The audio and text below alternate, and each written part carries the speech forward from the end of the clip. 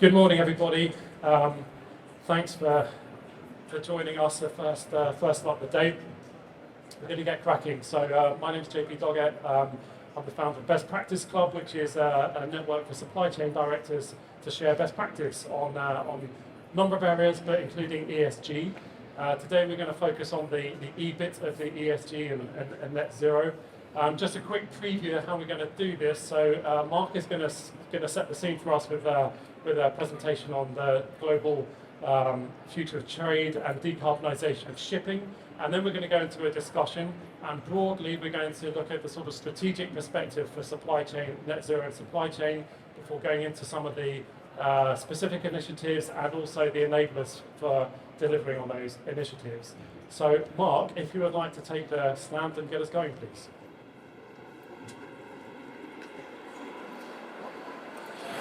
Morning, everybody. Thank you, JP, for the introduction. Thanks all for coming. I've got a few slides to show, and I don't have a clicker. Oh, there we go. Someone will click for me. Anyway, so what I want you to think about in terms of the resilience and decarbonisation of global supply chains is that pretty much everything you see around you in this room, apart from the building itself, which is over 100 years old, came from somewhere else, and it arrived on a ship. It was made somewhere else, it was assembled somewhere else. The raw materials were shipped to somewhere. The energy to process those into the things you're sitting on and sitting around and looking at was all shipped to somewhere. And then the parts were assembled and shipped here to the UK on ocean-going vessels. There are approximately 100,000 vessels in the world doing all of the ocean transport for the global supply chains. And as part of the globalization process over the last 40 years or so, that number of ships has doubled. Now, those ships burn something called residual fuel oil. It's what's left over in the refining process. It's the bottom 5% of the distillation tower. It looks like plasticine at room temperature. It's like wax. It has to be heated. And it's full of polluting things like oxides of nitrogen, which cause asthma, and oxides of sulfur, which cause acid rain. And the shipping industry has been working hard to take those things out of the exhaust gases from ships. Now, the IMO, the International Maritime Organization, which sets the rules for shipping, has said that by 2030, we've now got to cut 40% of the gases, of carbon dioxide gases and greenhouse gases out of those exhausts. And by 2050, we want to cut down to 70% reduction in those CO2 and greenhouse gas emissions. That's not possible using current fuels. And so we have to have a kind of threefold approach to how we decarbonize global supply chains. The first is to use alternative fuels. So we can use things like methanol, or ammonia has been proposed. You can actually use ammonia as a ship's fuel, or hydrogen. The trouble is that we produce globally about 120 million tons of methanol a year, mostly from natural gas. So it's a fossil fuel. And 99% of it goes into chemical processes, like into pharmaceuticals. So we can't divert it into fuel, it's not available. So we'd have to make a lot more methanol, but we can't make it from natural gas. So it's got to be a synthetic fuel, which means an awful lot of electricity to electrolyze water and carbon capture to get the carbon dioxide to combine the molecules to make synthetic methanol. Processes are available, but they're only at the lab bench or the prototype stage at the moment, in most cases. Similarly, ammonia, most of the ammonia that's made in the world is made from reforming natural gas. And therefore, it would be a fossil fuel if it were used in ships' engines. But 95% of it goes into the fertilizer industry. So if you want to divert it for shipping fuel, you're going to grow less food. So we have to make an awful lot more ammonia, and it'll have to be synthesized, not made from the traditional processes, if we want to make it. And we're right at the bottom of the S-curve of technology change for those processes. People have proposed hydrogen as a transport fuel, but we don't have enough hydrogen in the world, and we don't have enough electrolysis in the world in order to make enough hydrogen to fuel all the ships. Electricity has been proposed. You can use fuel cells on ships, but the largest fuel cells will only give you up to about 4 megawatts of energy. That would power about 40% of global shipping, vessels that go a short distance and can refuel a fuel cell. or can recharge a battery, like ferries that go short distances, or spend a lot of time in ports so they can recharge a fuel cell or a battery. But the deep ocean ships, for instance, the container ships that carry 24,000 boxes from China to Rotterdam and Felixstowe, have engines that consume 60 megawatts of power. And you can't use batteries for those ships because you'd have no room left for the cargo. So we have to find different methods of decarbonising the shipping industry. We have to change the design of ships, and we probably have to change the entire global supply chain. All of these new fuels that people are talking about have less calorific content per unit of volume compared to fuel oil, usually less than half. So you'd have to double the amount of fuel capacity on board a ship, or you'd have to sail half the distances, or you'd have to refuel more often, all of which would introduce inefficiencies into our just-in-time global supply chain. So one of the ways that we might decarbonize that supply chain, and particularly the ocean element of it, would be to have less shipping. As we decarbonize the global economy, we probably will burn less coal than traditionally. Well, shipping moves about 1 billion tons of coal a year. The biggest importers of coal are India and China. They will have to decarbonize their electricity generation so that we can decarbonize shipping by shipping less coal. About 1.8 billion tons of oil and oil-based chemicals are shipped every year.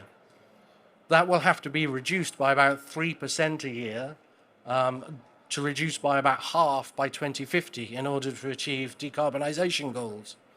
And at the same time, we're going to have to build a fleet of ships to move all the liquefied hydrogen, the liquid ammonia, and the methanol that will be used to power ships of the future, and the aviation of the future if we're to make sustainable aviation fuels as well.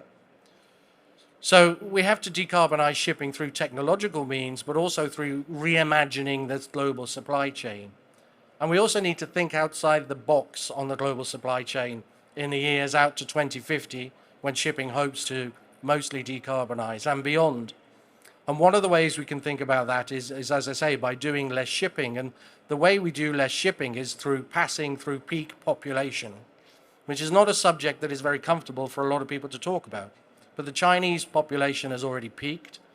India is now the largest population of any nation on the planet, but the Indian government says their population will peak 10 years sooner and 100 million people fewer than was previously expected. We are not reproducing at the replacement rate in the OECD nations. We're only growing populations through immigration, which in itself is a tendentious political subject. But if we want to reimagine global supply chains in order to ensure that we can still live productive and comfortable lives, then we have to reimagine the way we do ocean shipping. And we have to build in resilience. And that's why we hear a lot of things about reshoring, nearshoring, and friendshoring as the United States and China start to decouple parts of their supply chains in particular. So as part of the discussion that we'll have this morning, we'll probably touch on a number of those subjects. But I just want to leave you with this, this fact. Shipping burns 300 million tons a year of fuel oil, minimum. Nobody knows exactly how much, but that's the minimum. 4% of global oil consumption is consumed just moving all the other stuff around. We have to try and reimagine the way we do that if we're going to achieve net zero. Thanks for your attention, and we'll get on with the discussion.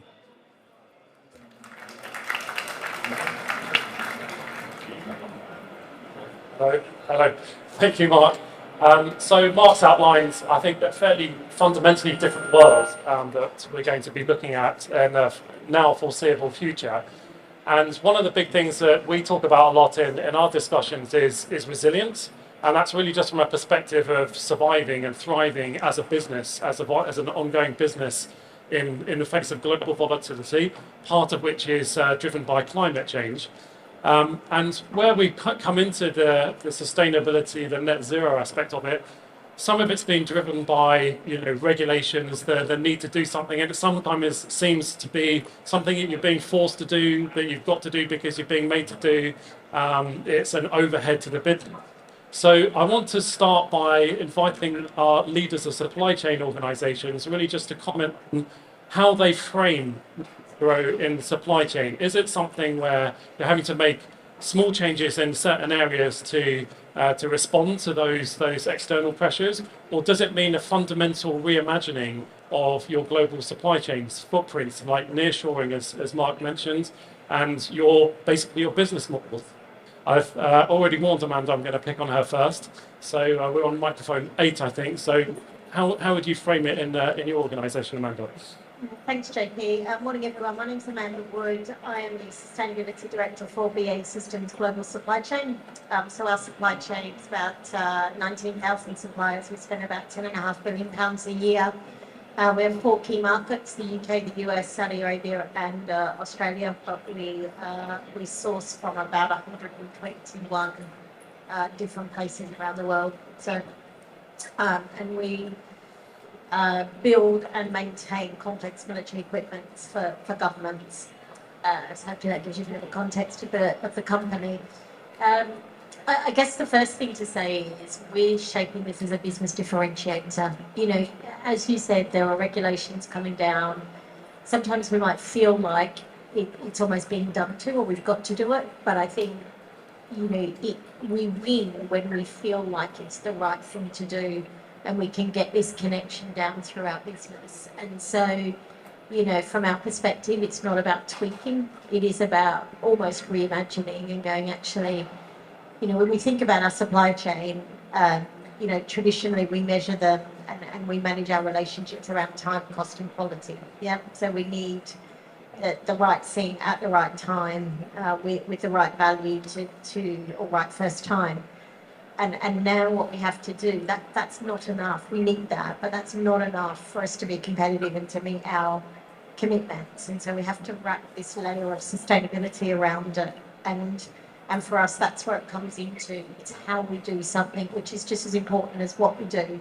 And when we think about scope 3, you know, our supply chain in any one year is about a multiple of 7. Our emissions are about a multiple of 7 to 8 of our own operations. And so if we don't get this right in our supply chain, then we're not going to succeed. And it is remembering that we are one part of an ecosystem.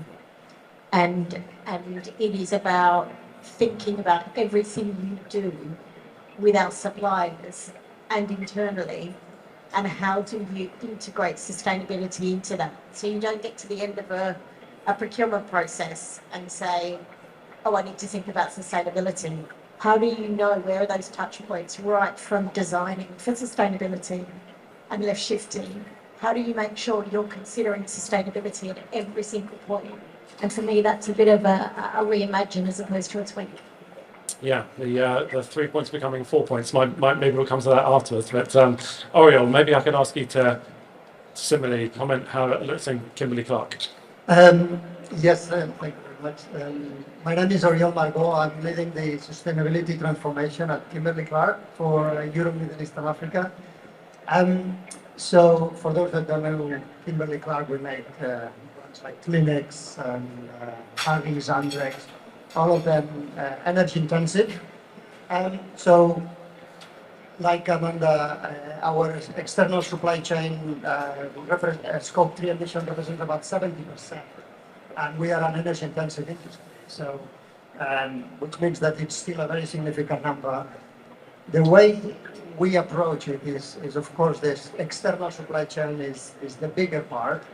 However, it's very difficult to go and challenge your suppliers unless you have your house in order. So we are focusing on scope 1 and 2 to deliver innovation, especially because we are an energy-intensive industry.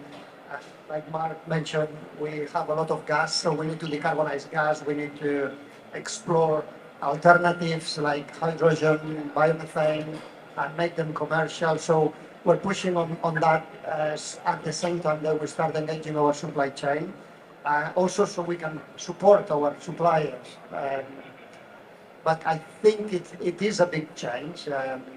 First, because it's very difficult to control your external supply chain. It's difficult to measure and get accurate data. But I think what we say to our teams is the scope of the work is so big that we don't need to wait for measuring. I think there is enough work out there. We know there is a lot of work to keep going, and then we will ensure that we'll have measurements, but we don't need to wait for it.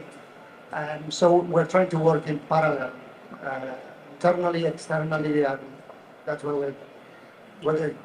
Thank you. Eloise. So Eloise Cotton, Head of Sustainable Development for the UK, and I at Schneider Electric. And for those who don't know, Schneider Electric, we operate at the industrial automation and energy management space. We manufacture, we also do software, so it's a quite big range. And when we talk about supply chains, I think to start off, we've been very fortunate as a company to have a CEO who's been bought onto this idea of sustainability for well over 15, 20 years at this point, and it's been embedded in the ethos of the company and what we do. And so when we started thinking about how do we engage our supply chain, just like both of you, we have massive supply chains that span many countries, many different suppliers, and we're looking at right now, we're engaging with our top 1,000 suppliers. They account for about 70% of our emissions, and we want to bring them on the journey with us. We've acquired quite a lot of knowledge in the last 15 to 20 years, and we want to share it. And so it's really about pulling that supply chain up with us, rather than saying straight away we're not going to work with you. So we have what we call the Zero Carbon Project, where we are giving these our suppliers tools, training, putting them in contact with the right people to help them decarbonize, but also a lot of them needed help even measuring Scope 1 and 2 emissions to know where they were starting at and where they should focus their efforts, because there's a lot of work to do, and sometimes I think it's knowing where you need to focus and pinpoint as well. So I really like what we do with our supply chain. I think we will obviously be looking to extend that to even more suppliers as we go down. The top 1,000 is just until 2025, and then we will look to expand as well. Thanks, Eloise. Jazz, if I can ask you to pick up that microphone. Thanks for making it. Same question, from an architect's point of view, when you're looking at net zero for supply chain, is it something that you're making small adjustments around the edge of your existing business model, or is it fundamentally impacting your basic business model and supply chain network? Great, thank you. So everyone, Jazz Caldera, Supply Chain Capability Lead for Arcadis. So at Arcadis, we are a consultancy, so we are often asked by clients to provide advice in terms of supply chains and sustainability in supply chain. So as part of that role, I've recently finished a project for Lower Thames Crossing, National Highways Lower Thames Crossing, and finished writing their supply chain strategy. So why that's relevant here is that it's a designated pathfinder project by the government for net zero. So they absolutely have to find a path to net zero. That's the idea. So it had resulted in a fundamental rethink of how infrastructure supply chains work. So so the approach that we have that exists here is that as the client and tier ones, there is a top-down leadership required, but all the innovations that are going to result in net zero, they're going to be bottom-up. They are the experts. That's where the innovations exist. So what can the clients do in terms of ensuring that some of those innovations are scaled up and leveraged? And there has also been a category management approach. For example, we are looking at steel. So steel is really different. So there is very little low carbon steel in the life cycle of that project within the UK. So do we have to source it from somewhere else? Now, what does that mean in terms of the carbon embedded in the transport? There is other, concrete, asphalt. There are different categories, and all these industries, they are on the net zero journey. All these categories are on the net zero journey, but they're at different pace. So how do we coordinate and make that happen? So we have, the idea is our tier ones will lead it, but then what can we do as a client? And one of the decisions we had to make is on the fuel. So the idea is to explore if we can buy our own hydrogen and then provide it on the site. So it has really resulted in rethinking a lot of things in the supply chain and coordinating across different sectors, but that's how infrastructure supply chains are. So it has been an interesting journey in that case. So. Thanks, Jazz. Liz, maybe if you can grab the microphone. So Liz, I come to you as a kind of because you work on both scope ones and scopes 1 and 2 and 3, and helping the companies bridge that from what you can control to those areas that you have much less control over. So how do you see that work? What's the best practice, if you like, of being able to take it from your internal organization and then be able to empower your supply chain partners that you don't have direct control over? Okay, thank you. Liz Wood, Sustainability Manager and Principal Consultant at Beyondling. So as was mentioned by JP, we work with a lot of manufacturing businesses, distributors within the UK as well, looking at how to decarbonise. So a lot of our customers have pressure from their suppliers. So they might be supplying into organisations, the big corporates, the supermarkets, places like that have signed up to Science-Based Targets initiative, and they're looking to engage their supply chains. And then that pressure comes down to the manufacturers and the distributors. And so how do we actually sort of enact that, and how do we work together to do that? I think one of the big barriers and the big challenges for a lot of our customers is they might feed into 2 or 3 of the major retailers who are all using different systems, all asking for slightly different data.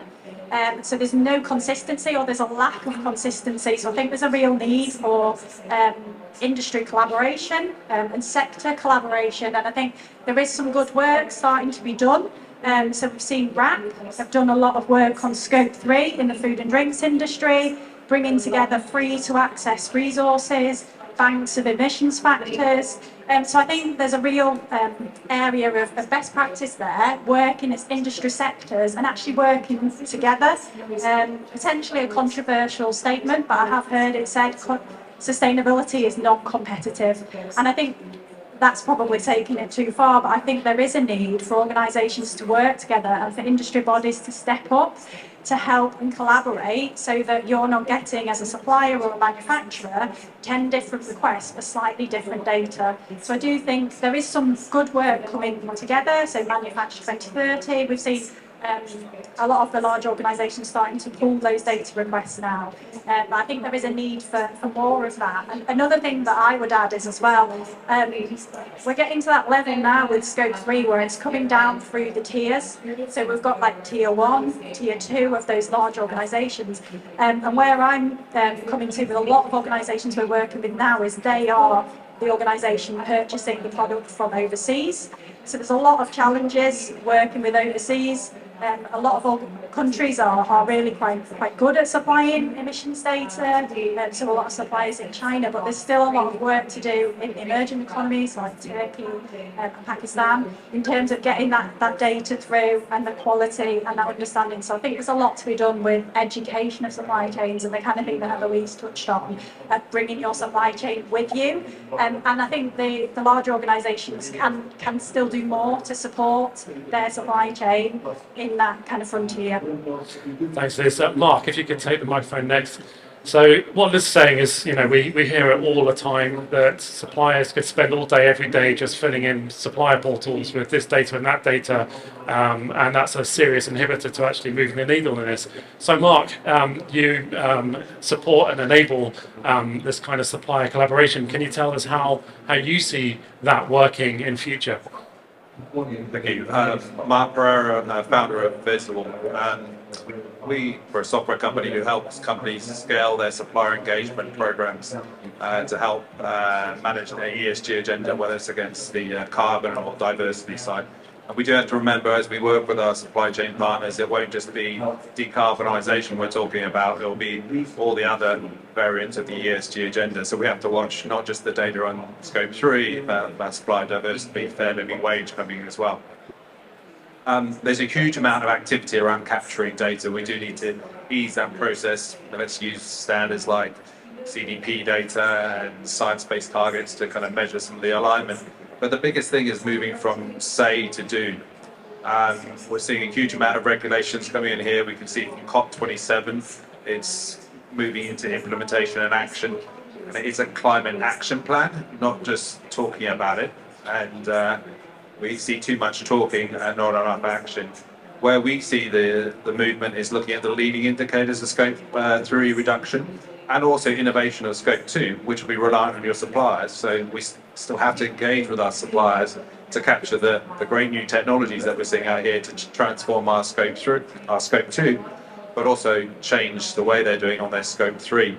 So we look at helping companies in terms of how they manage their active emissions under active management. So what are the leading indicators for scope 3 reduction?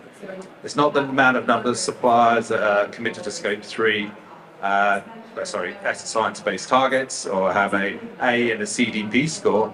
It's about the projects and programs that you're running with those suppliers against those transformational categories that you have in your business, which are highly impactful to your business in terms of risk or competitiveness, but also have low decarbonised solutions. That's where we have to go and transform those categories. We have to innovate with them. We have to find new suppliers.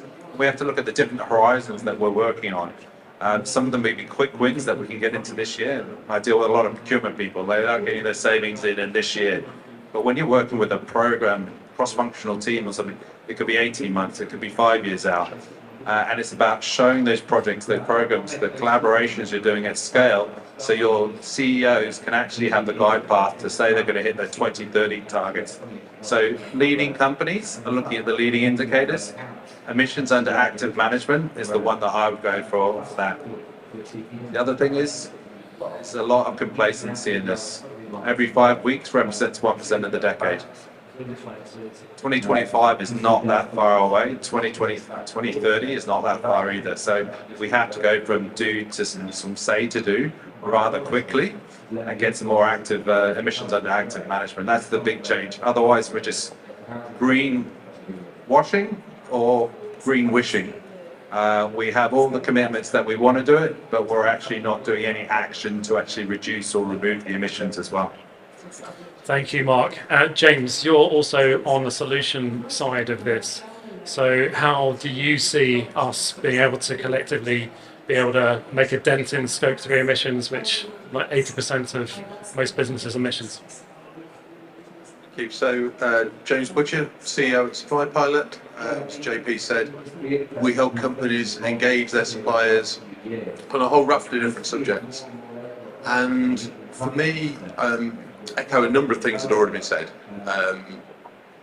There are challenges around reporting, as Liz has said, and I think one of the things we're seeing is not just the need for standardisation, but then, as Mark said, actually that move from reporting to do.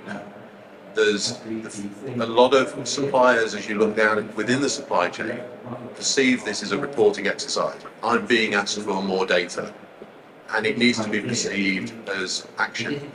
So if we go right back to the very first question, which was around how transformational this is. For most people in retail or manufacturing, 80% of the impact in the supply chain, but 80% of that impact is baked in when the product is designed.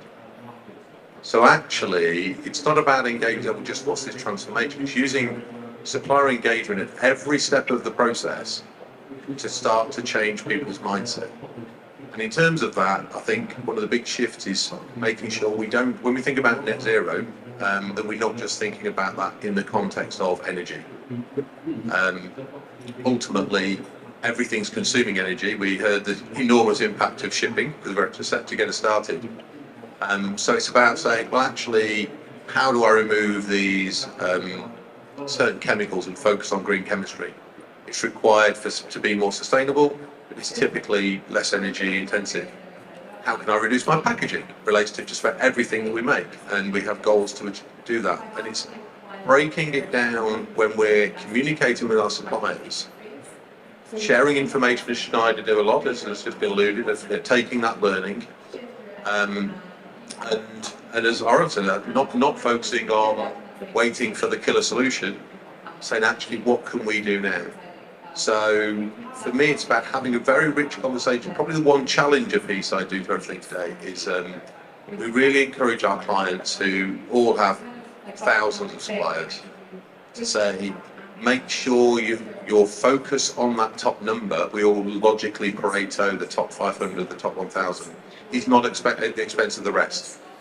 If you're talking to your largest suppliers, they've probably got somebody whose job it is to also be thinking about this. Those smaller suppliers probably aren't represented at this event today. They're a lot blind to this.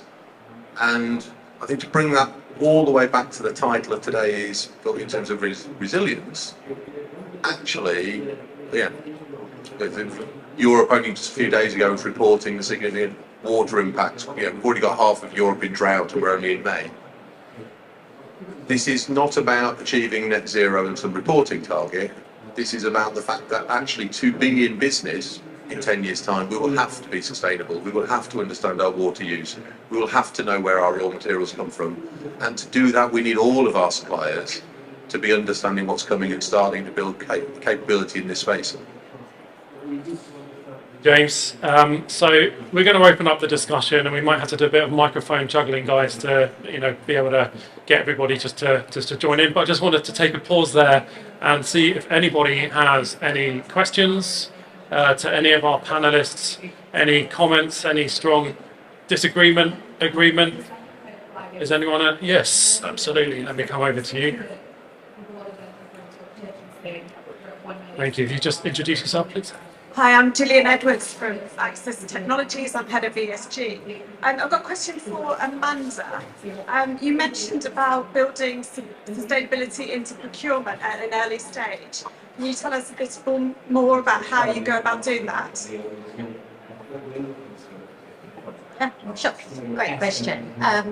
So what we're doing is looking at our life cycle management. So we have effectively a project management structure within BAEs called life cycle management, and it's right from design, through all requirements, through bid, through a contract award, right through to effectively disposal or end of contract. And we're working actually with SIPS, the professional body, to look at what are the sustainability, particularly in this space, the emissions touch points at every part of that.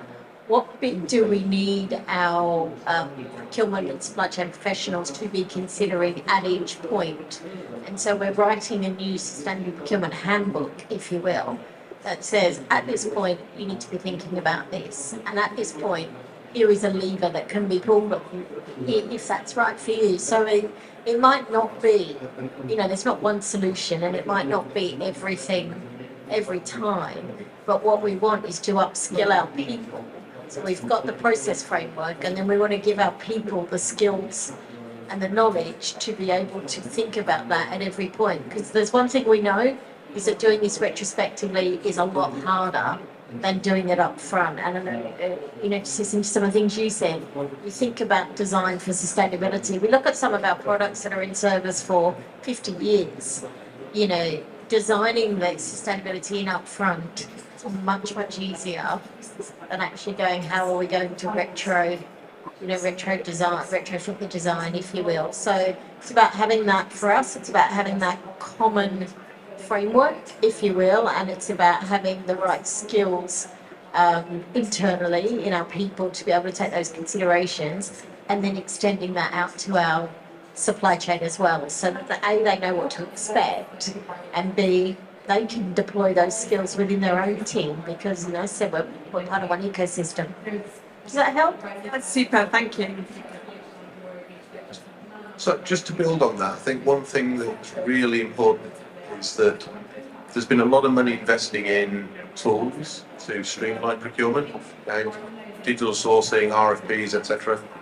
You have to create space within there for them to come back and say, but what about this instead? Because actually, if you're too prescriptive, you're stopping the innovation coming in. And we see that an awful lot, where you've got to create the new space to say, actually, how else could you solve this problem and not be too prescriptive? Thank you. Here. Thank you. Francesca Kennedy-Walbang, CEO and co-founder of Carbon Brights, but I also work in the sustainability team at Unilever. So you talked about the say-do gap, and I think that's such a big point, because we talk about that all the time. And in my humble opinion, in the consumer goods industry, like Kimberly Clark, we think that environmental labelling might be the solution, because you're making it visible to the end consumer rather than it just be hidden on the SBTi website. However, we haven't seen that progress quickly enough. There's, IGDD is still putting together what the framework looks like. I would love to hear your opinion and your experience working with lots of these brands. What do you see? Do you see this as the future? Do you see this the way that consumers are going to kind of move and change and choose brands that are more sustainable, and then we're going to see the change throughout the supply chain, because in my experience, brands and companies don't change until the consumer demands it. So I'd love to hear kind of everyone's thoughts on that. They all, I think. Yeah, I think I'm well positioned to answer that. And my perception is that there is a gap between intent of what. If you ask people, do you buy or would you like sustainable products? They will say yes. Everyone will agree. When people are in front of the shelf and there are these 3-5 seconds to take the choice, we don't see that. So I don't think consumers at this moment are buying sustainable on a general matter. There are still other factors that are more important, but that doesn't mean that we shouldn't do it. And it's true, everything is driven by consumer it's first. I think when it comes to sustainability, there is a different way of looking at it, and it's this longer term strategic view, because our consumers in 10 years are young boys and girls that are maybe 10 years, and they have a completely different view. It takes us a long time to deliver some of these solutions, so we need to try to push that to build for the resilience for the future. But at the moment, we don't see sustainability driving growth, sales, or at least not enough. That would be really easy if it did, you know. You may tell from the baggy eyes, I pretty much came straight from Heathrow to here. Spent a week at a retail conference in America. There is a lot of communication going on with consumers, but I do not see that becoming a standard label, because whilst there are areas that are non-competitive, ultimately people are trying to bring people through the door with their own, what does our brand stand for, etc. And I personally believe there's a real risk of carbon tunnel vision if we get all around footprinting and sitting there and saying, hey, and we've seen it in major brands talking about their lower footprint plastic packaging than something that is actually completely reusable, etc. And ultimately, we know that plastics, single-use plastics, any plastics are not being completely recovered. We're always getting leakage, still relying on fossil fuels, etc. So, personally, I think there's a real danger in a push towards standard carbon footprinting. But having sat with a number of major retailers the last week, they do want to communicate, they are going to create the pull, but they're also going to do it in a subtly different, competitive way, because they ultimately want that business. Just to follow up on that as well, I think that we're likely to see a bit of a shift. So I think in recent years it's all been about organisational emissions, scope 1, 2, 3, and I think now it's shifting towards product. And you see that in the changes in the legislation coming out of the EU. So we're moving away from things like the Energy Savings Opportunity Scheme and the EU directive around energy, which was all focused on organisational emissions, towards EU product passports. So looking at electronics, batteries and apparel, importantly, from 2026, having to have product passports, having to have traceability and transparency throughout. So it's not quite labelling, it's almost like labelling plus. So the idea that the consumer will be able to understand everything about the sourcing of that product, where it has come from, how it's been packaged, and different people contributing towards that passport in different parts of the supply chain, all enabled by technology. So I think we're moving away from that organisational scale to actually needing that transparency all the way through, the chain. And I think that's going to be an important change that we're going to see coming through. And hopefully technology can help with that. And also just on the back of that, our current supply chains are very much along that take, make, dispose, linear economy, and what I'd really like to see more discussion of is how we can use things like the product passport, like this new legislation that's coming through, to really enable circular supply chains, to start thinking about how we can get the benefits from that as organisations in terms of that customer loyalty, that long-term customer relationship, going from ownership to leasing of some sorts of products, how we can build in design for repairability. So moving from a linear supply chain where we're moving things in from overseas and then waste out, to actually looking at how we can utilise technology and use these product passports as a bit of a springboard to move towards a more circular economy as well. Mark, I think. So it's a little bit off the labelling, but a company with purpose is Unilever, and what they've done, and again I talked about going from the say to the do. Unilever put purpose in all their products. I'm not sure if I need a purposeful ice cream, but I do like the theory. I'm wearing Patagonia today for a reason. Patagonia jeans, recycled shoes. I buy brands that I think have a difference. What is great about companies who really put purpose at the forefront of their organisation, it raises the bar for everyone else. So at Unilever, they've been leading the way for years. Right? They have a huge impact on the world around that. But Peter, who runs the cleaning products division, he set a goal last year or the year before to remove non-virgin plastics from the home care division by 2030. This is a slight tweak of the model. It's a complete rethink of their supply chain. There's more plastic in the bottle of cleaning products and shampoo and so forth than the bottle itself. And why companies are doing it at the forefront will change whole industries. So you see all their competitors now having to step up to Unilever, which then changes the whole supply chain below them because we're recreating the supply chains. So will people move to a purposeful product? I think they will, and they will hopefully don't have to pay a premium for it. But if we don't start making the shift and we try and eke it out, and it's not going to make a difference, then no one will make the change in it. And I think that's where we need to see Unilever's and other companies make shifts so everyone takes it. Otherwise, we'll be there. On your point around recycled things, I think that if you're either 100% recycled, the consumer will make a difference. If you're at 45 or 50 or 60%, they don't really care. So you really need to be pushing for that 100% before you can get it on the label as well. So that's the challenging part of making the journey. The consumer doesn't give you the thumbs up on 70%, they want 100%. Thank you. I think we have another question here. Hi, thanks very much. My name is Ivan Tucker. I'm the co-founder of Generation C, which aims to connect the climate stories of companies like yours with school kids. The issues that we're talking about are all very complex things that are difficult for the general public to understand.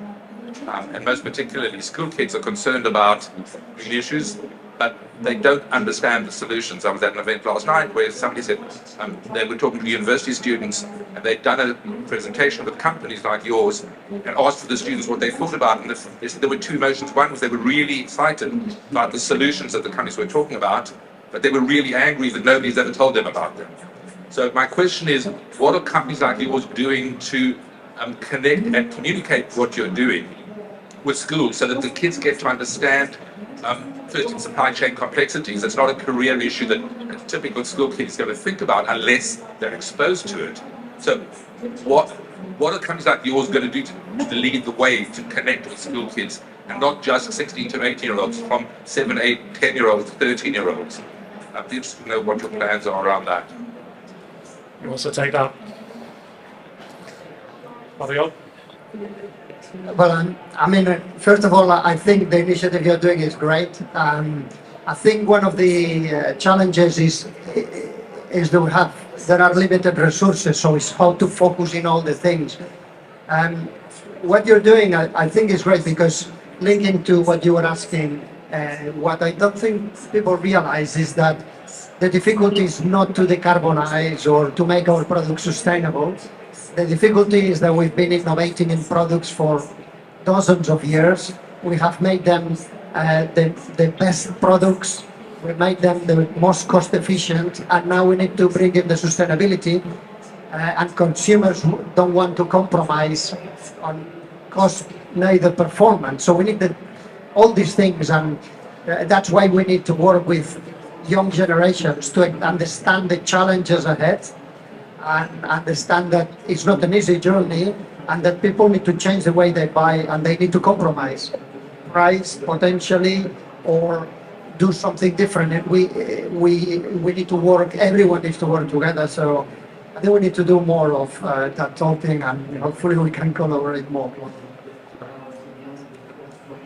Yeah, I guess from a BA perspective, I think you're right, and we recognise, excuse me, the requirement to connect with that particular group of people, and we have a number of outreach programs to do exactly that and to demystify it, because we often see companies like ours, we have big lofty targets and we're out in the public with that. But how do you make it real, not just for us, but for everybody through your organisation and outreach, so suppliers, investors, and particularly that younger generation who have so much passion about this, but they probably need a little bit of help to kind of steer that passion and to make it real. I've got a 16-year-old son who, if he catches me drinking out of a single-use plastic bottle, he won't speak to me. And he's like, you can't work in sustainability and do that. So I know, and it feels so basic, but I think for them, I think we have a responsibility to get this into their language, because ultimately we're growing the talent pipeline in this space. We want them to grow up being excited about a career in supply chain or a career in sustainability, and actually connecting with how they can make a difference. And I think the more you can break it down, the more you can demystify it, the more you can put it in their language, the better. And we do the same for STEM as well. I think something that we see working in that energy management space, we're seeing, in this electrified world that we want, or a greener world, a skills shortage. And so actually we're working in schools now to just show them what energy management looks like, what it would be to be an engineer for a day, and take them around to just show them what we do. We bring them into our factories and give them tours, and then we do some kind of project with them as well to introduce them to the space of energy, because I think, or at least I'll speak from my experience in school, I wasn't really taught much about it, and I never really saw that as a career option when I was younger. And so it is about teaching them about the different spaces and what that future world could look like for them. So I've got a 17-year-old daughter and a 15-year-old, and by 2030 I want to make sure I can look at them in the eyes and say I've made a difference. If we're looking at kids under the age of 10, I think they probably get it, and they will get it, but what we do in the next 5 weeks and the rest of the decade will define what their lives really come out with. So to everyone here, if you can make a small step in your own organisation in terms of what we're doing around decarbonisation, it's going to make a huge difference in terms of the people that you're helping, in terms of understanding it. But the jobs aren't going to be there if we don't make a difference in our lifetime. So I think the pressure's on us, but we should articulate it well for the kids as well. But it's down to us to look at our children, our nieces and nephews and friends on what we're doing day to day. And it is a personal journey. It's going to take innovators, people who are willing to go beyond to actually transform the businesses that we work in as well. Sorry for the passion about it. No, absolutely. Yes? So, again, as part of some of the work that we do with our clients, it's, okay, you're designing sustainable supply chains, you're doing some work in that, but there is always an outreach to schools and colleges to spread that word that, okay, this is what's going on, this is the future, this is the kind of skills that we need to actually create sustainable solutions. So how do we create a roadmap from there to there? Now, the other hat I wear, in addition to my consultancy, is that I'm a visiting prof at UCL in base, so where I teach courses on supply chain management and service management. A couple of years ago, I used to have a separate topic towards the end of the module saying sustainable supply chains. Now I don't do that anymore. I believe that sustainability should be embedded throughout the supply chain module, throughout the service management module.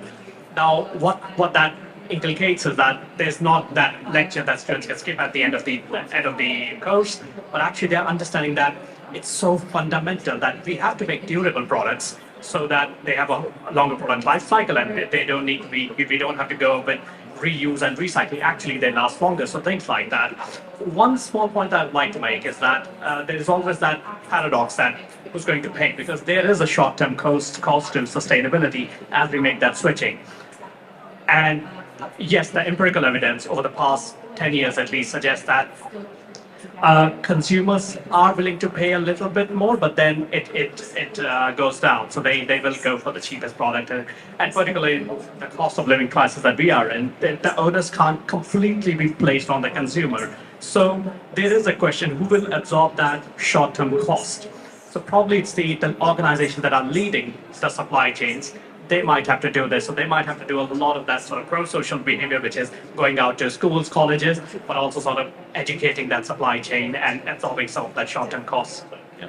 Thank you. We got one more question here, sir. Hi, I'm Jed Hussain from ABB, working as senior capture team lead for large projects and coming along the way from Norway to attend this innovations here. I really like the discussions here about the bringing the suppliers together with you in your journey and also collaboration between the sectors. But what steps do we need to take in order to control the cost of the supply chain? Because we have seen a lot in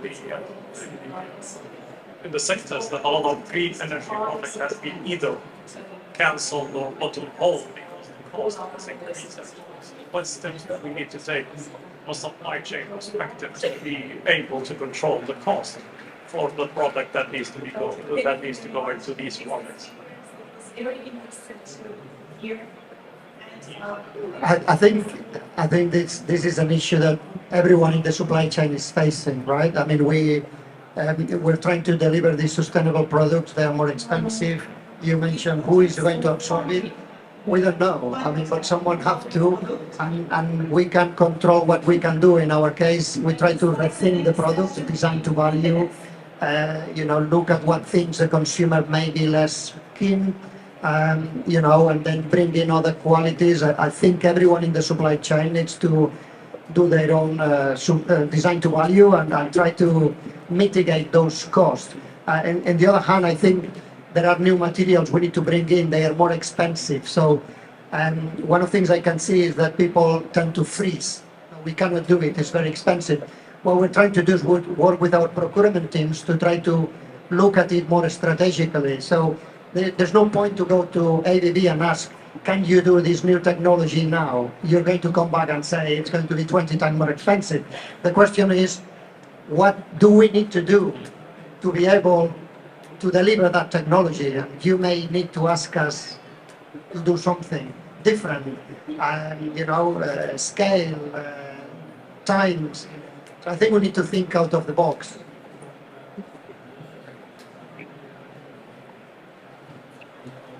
We're hopefully all here because this is a subject we're passionate about, certainly the panelists. Sadly, that isn't the case for a lot of businesses. And if you're going out to suppliers and the reason they're doing a project is seen as solely, we need to do this to reduce emissions, it's going to become a commercial discussion as to whether they can justify it. Again, bringing us back to resilience, there's lots of businesses that won't exist if they don't become more sustainable. Therefore, we've got to reframe the discussion so that certain companies will have to invest because it's their livelihood. They'll be sitting there saying, we need to do this. We're going to reduce water, not because we've committed to reduce water, but because there's not enough water and we're not going to be able to have this process without it. When I qualified as an engineer quite a few years ago, we didn't talk about sustainability, we talked about resource efficiency. Resource efficiency, in its simplest term, we adopt it elsewhere in lean manufacturing. It's basically making the best use of the smallest materials. And therefore, whilst, yes, it's fantastic when somebody can say, I'm now going to move to 100% recyclable materials. If I could make a 15% reduction now in resource efficient and use less of that bad material, that's still better. And that shouldn't be penalised. So a big piece, we help our clients a lot with this education and creation, and lots of sustainability projects are resource efficient and are actually cost saving. And those are the ones that offset the ones that ultimately are, I now need to go and make further investment. So it's reframing the whole conversations. And for me, supplier engagement starts there, and associate engagement. Going back to the question about educating kids, I meet directors who say exactly the same thing. They're not being told about this because they're not in the right room. So we've got to do a lot more about education, spending time in sharing the knowledge, sharing what it's learned. and actually making them want to do it not just for sustainability, but actually have resilience too. Thank you. Question here. Hello, I'm Stella Bartolini from OceanMind representing Climate Trace. Climate Trace is the world's first comprehensive inventory of greenhouse gases, so globally, freely, and independently. So we've been working for the past few years on assessing supply chains, assessing all different industries. So our focus for this year is integrating further the work of our different coalition members that use satellite technology, artificial intelligence, and various other technologies to assess greenhouse gas emissions. So I recommend to everyone going on the Climate Trace website and having a look around. And we're here at stand C52, and we're very happy to collaborate with you all. Our focus for this year is also working more on Scope 3 emissions. We're seeing that it's very tricky for us. Going that extra level of accurately assessing Scope 3 emissions from direct data and done with satellite technology, but we're getting there. So we're OceanMind is responsible for shipping emissions calculations within the coalition. So yeah, I think we're here trying to reach it, and if data can be measured and we have more access to data, then we can have more access to better decision making on supply chain emissions reduction. So we're here to support you all. If you want to come out and reach out to us, we can collaborate with you and help you understand your supply chains and help understand where that action can be taken best. Thank you. Thank you. One more question I think we have time for.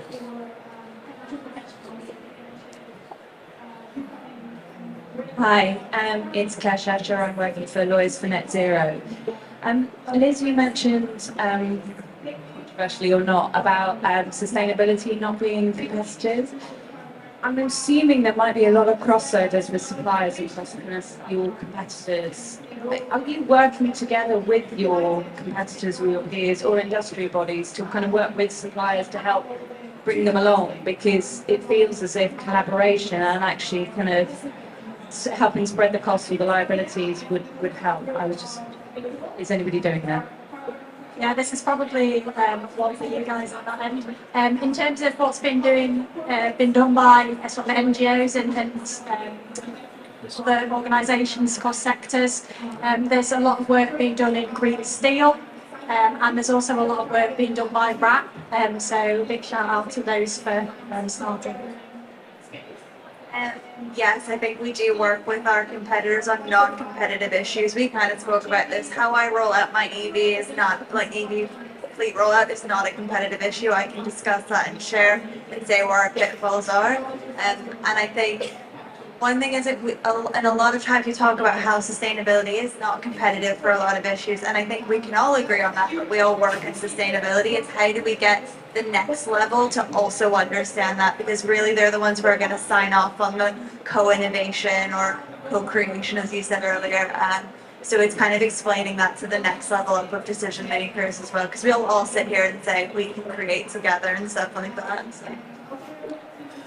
Yeah, no, just was I say that those discussions are happening, and I think the safe place for them to happen, and they have always been happening, is on the trade bodies.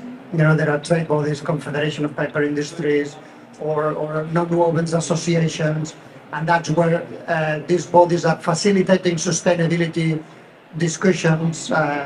You know, in a way that we can do the good for everyone and collaborate. Yeah, I think from aerospace and defence, you know, we absolutely recognise that industry solutions are the right way to go with this kind of stuff, because a lot of people haven't yet got their solution in place. And so we have a number of forums across aerospace and defence where we come together specifically on this. Some of my colleagues are in the room today, Hannah and Stephen. And actually it's a safe space, and you know, our initial strategy, I sent to Hannah, who works for Connected, and said, what do you think, is this going to work? And so I think the more you can have that network, the more you can co-create solutions together, the easier it's going to be, because there is a lot of crossover in our supply chain, and what we can't do is ask our suppliers to do things 10 different ways at 10 different times, because to the cost point, that's going to, at the end of the day, that cost is coming back somehow, some way. And so I think we have to be responsible and try to approach this as a community so far as we can. Jess? And just fascinating listening to this discussion. So just adding on to that, so co-optation, it's a really, really hard thing to do in the industry. So cooperating when there's a lot of competition in the environment. And one would think that sustainability is one of those things that organizations would be willing to come together and do something together. And yes, definitely there's an intent there. But when you start unpacking the mechanisms on how the incentives aren't quite there, so there's a lot of incentive alignment that needs to happen between the organization. The other thing is that on another issue, we got a few organizations to sit together and form an alliance to deliver something. It was one of the hardest negotiations we've seen. It took 6 months to just get them to a table, and then thankfully NEC4 had a clause, and we said, well, you can use that. No, what's my profit versus what's their profit? Now, again, I'm a supply chain guy, I'm going to give supply chain solutions. So one of the things is that what organizations need to understand is that they are the labels, but actually the competition isn't between them. The competition is between their supply chains. And a lot of suppliers, once you start looking at sustainable solutions, will come out to a common denominator. So there are common suppliers. So rather than competing for those suppliers and emptying out their capacities or making them a lot more powerful because, well, then you have to pay the price, how about joining for a particular objective like sustainability, as you said, and then going out to the supply chain, and that's where that, yes, we are going to do supply development with you, we're going to fund a particular innovation and help it scale up, but then we're going to buy it as a buying consortium rather than individually and emptying you out. So that's the sort of supply chain way to go forward. Last comment, I'm afraid, Mark, we're almost out of time. Very quick. A good example of that actually comes from Schneider Electric. They did a program called Energize in the pharma world. So they offered, I think, about 5 or 7 pharma companies went out to their suppliers and said, look, here's a solution to use renewable energy for your own operations. So the adoption of Schneider Electric solution reduced the scope 3 emissions of the pharma companies across the whole industry as the suppliers tackled their scope 1 and 2. So there's lots of actions like this, but there are simple ones driven by private companies providing solutions that just help everyone. So it doesn't have to be super complicated. There are nice, clean solutions out there that can make a difference really quickly as well. Okay, time's up, I'm afraid. Thanks everybody for joining. I hope you found it useful. Would encourage you to continue the discussion, your thoughts, reflections on LinkedIn, Twitter, whatever. But thank you to everybody, and thank you for joining.